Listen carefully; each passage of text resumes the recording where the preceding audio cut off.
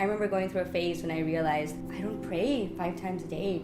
That's what I should be doing. I'm Muslim. And I started doing that. Like, I went through a month where I prayed every day for five times every day. And I think back on it now, and it was a very mechanical thing. Like, I'd wake up and I'd know what I had to say, and I'd like put out the prayer mat and I'd do the motions, but I never felt like I feel better doing this.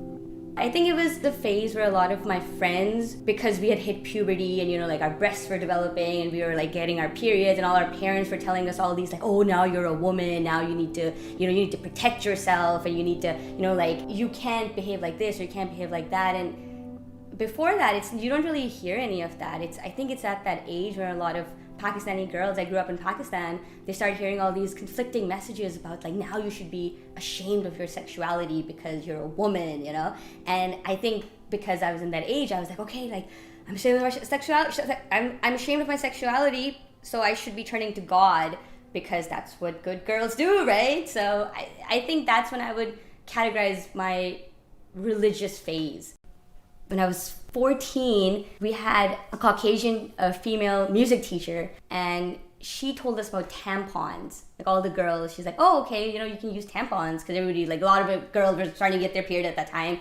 And the next day, that teacher was like, she was suspended from school because the parents complained that like she had told their daughters about tampons, and that tampons were dangerous and bad because the girl loses her virginity when she inserts a tampon up there. And that this is what happens when you have like, you know, Westerner people come in and corrupt your girls and all that stuff. And that's it. Like, that's sad that was the only way we could learn about these things. I look at the current Ontario sex ed update. They updated the curriculum after like 20 years, and they included information about what happens when girls get their periods, you know, what happens when you have sex and all that stuff. And there was so much outrage from like the Muslim community and from like the Christian community and from basically the conservative community. And to me, it was so shocking because I know what that does. I know what restricting access to information does to a person, what it does to a young girl, and how it confuses you and how it scares you and how it, in some cases, permanently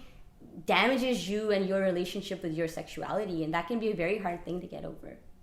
How can you have progress if you can't even question it, right? Like, the laws that we have today are very different from the laws that we had in the past. Like, just not even 100 years ago, women couldn't even vote. That was the law. And it's because there were women who questioned it, who stood up to that law, that now we have women who can vote. So, but religion, Islam doesn't have any of that leeway. It's like, nope, that's it. You can't question it. You can't change it. That's what it is. So how are we going to make progress if you can't even critically analyze what it is you're expected to blindly follow?